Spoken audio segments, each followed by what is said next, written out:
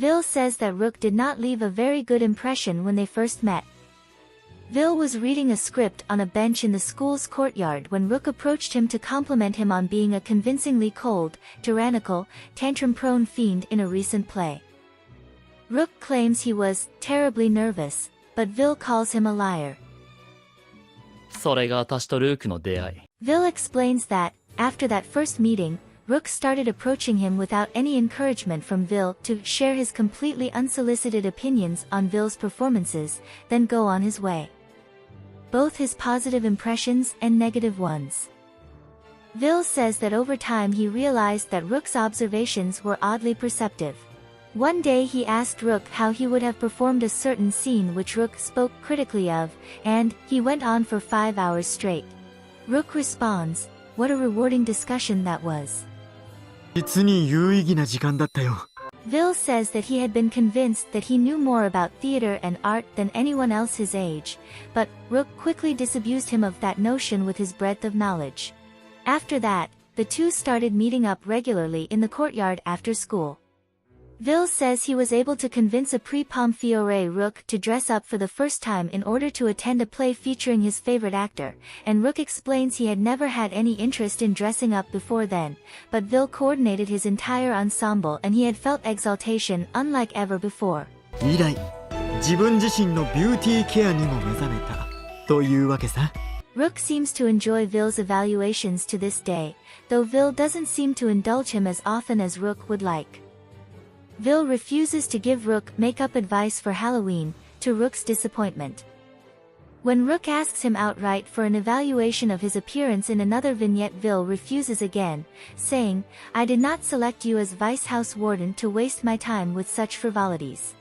Vil was part of Rook's inspiration to transfer to Pomme fiore, as he wanted to watch Vil hone his own beauty up close. After all, two swordsmiths hammering a blade can give it an even keener edge. I volunteered to swing the second hammer upon Vil's blade of beauty. Vil says that he tried to dissuade Rook from transferring, but Rook cares not for the opinions of others once he decides something. Rook acknowledges that Pomme fiore's rules may be strict, but if they are important to Vil, then I will certainly comply.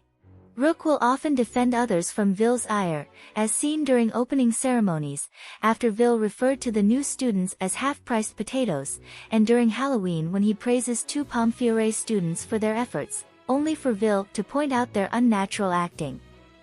It is also Rook who encourages Vil to accept Ace and Deuce into the VDC team despite their faults.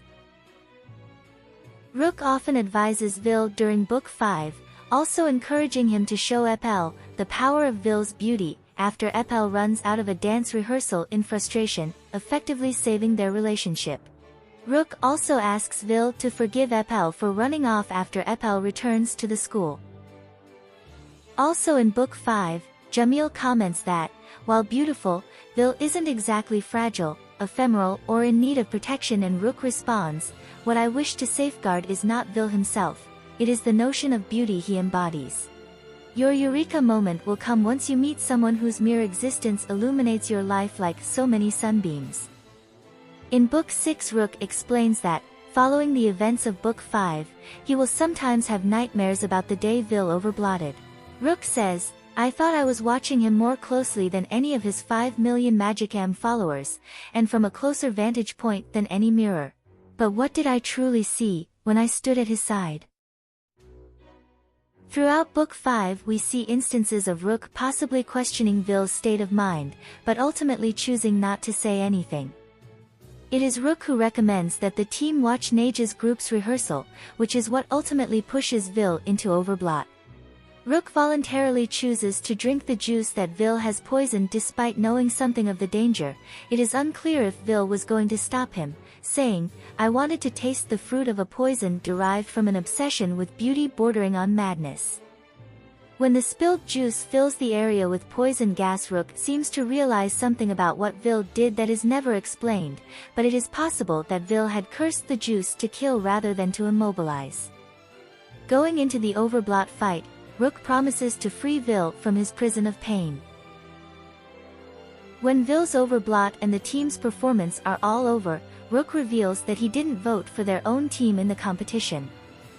Rook tells Vil, even if you wind up old, emaciated, grimy and stooped over, if you were to truly believe that you are the fairest of all, despite that, even the magic mirror of legend wouldn't contest your claim. The strength and pride to believe in yourself is what marks the true fairest one of all. It is then revealed that Rook is a secret fan of Neige LeBlanche and writes poems about every single photo that Neige publishes, submitting them to Neige under the pseudonym R. During Vil's birthday, we learn that Rook also writes about Vil, gifting Vil with a collection of 100 poems extolling Vil's beauty.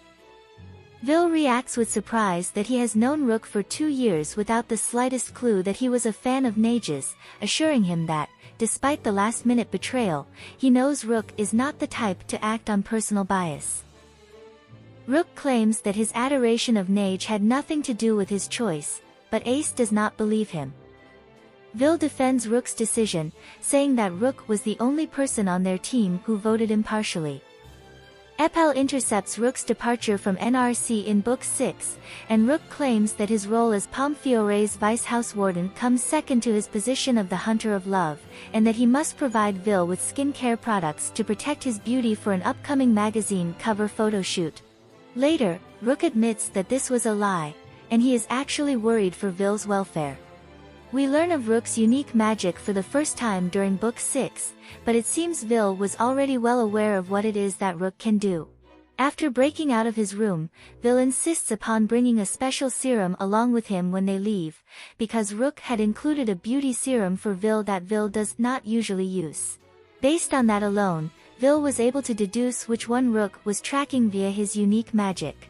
When Rook goes to the island of Woe to rescue Vil, Vil takes their first free moment to reprimand him for abandoning his position as vice housewarden, saying, "I'm ashamed of my poor judgment in nominating a vice housewarden so irresponsible he'd abandon his dorm at the drop of a hat." Speaking as himself rather than as the housewarden of Pomfiore, Vil says that he was beside himself with joy when he learned that Rook and the others had come to rescue him, promising to return them all safely to NRC.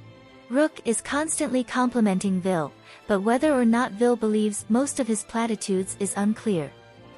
Rook insists he would never do anything to reflect poorly on Vil, and, during Phantom Bride, insists that he found himself lost without Vil to light his way.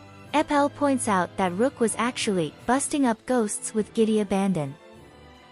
Before Beanfest, Rook says, "Just imagining the rush of exhilaration I'll feel when I capture you is going to keep me up all night," and Vil responds, "Don't come crying to me later if you try to hunt a chicken, only to find yourself cornered by a fox." When the two finally meet during Beanfest, Rook dismisses Trey to take Vil on personally, and ultimately overpowers him.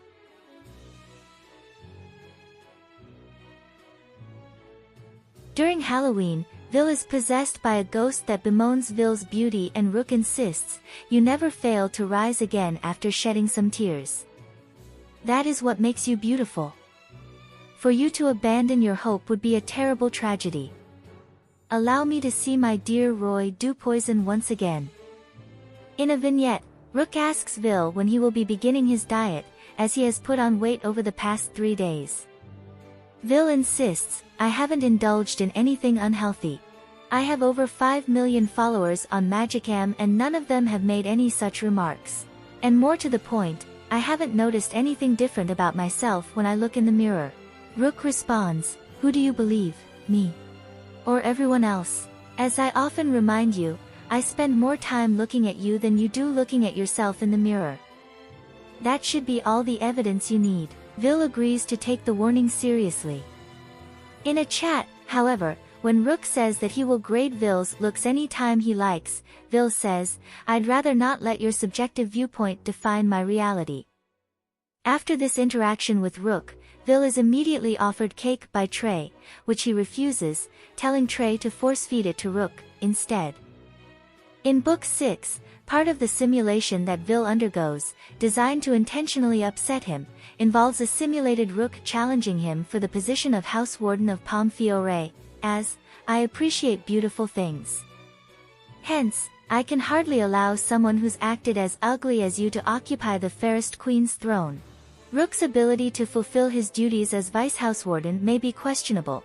When Vil describes Jade as a gifted secretary who fulfills Azul's every wish, Rook says he is becoming jealous, to which Vil responds, "You've never once taken on the role of secretary, so the comparison is moot." When Vil assures Jade that the rumors about his capabilities were true, he also adds that Rook could stand to learn a thing or two. There is a mistranslation in a chat where the line, "You should work harder as Vice Housewarden," is written as, which means I have to work that much harder as Vice Housewarden, and, confusingly, attributed to Vil, who is not a Vice Housewarden. Vil describes Rook as quirky at times, but says that he turns a blind eye to it, for now. Vil also explains that Rook can be eccentric, but once you get used to it, you can see that he is quite affable and honest. Honest to a fault sometimes, and utterly devoid of tact. In his labware vignette, Rook says that Vil sounds jealous of Rook's obsession with Leona. Vil tells Rook that he might as well join the Spelldrive Club if he desires to compete with Leona so badly, but Rook explains that it is out of the question. The reason he enrolled in the science club was to support something beautiful with his love, by creating smoke and dyes for Vil to use in the film club, which he wouldn't be able to do if he changed to the Spelldrive Club in pursuit of Leona. Vil threatens to remove Rook from his position of Vice Housewarden for provoking Leona, and Rook seems to take the warning to heart, holding back from pursuing Malleus too fervently in another vignette, lest he anger Vil.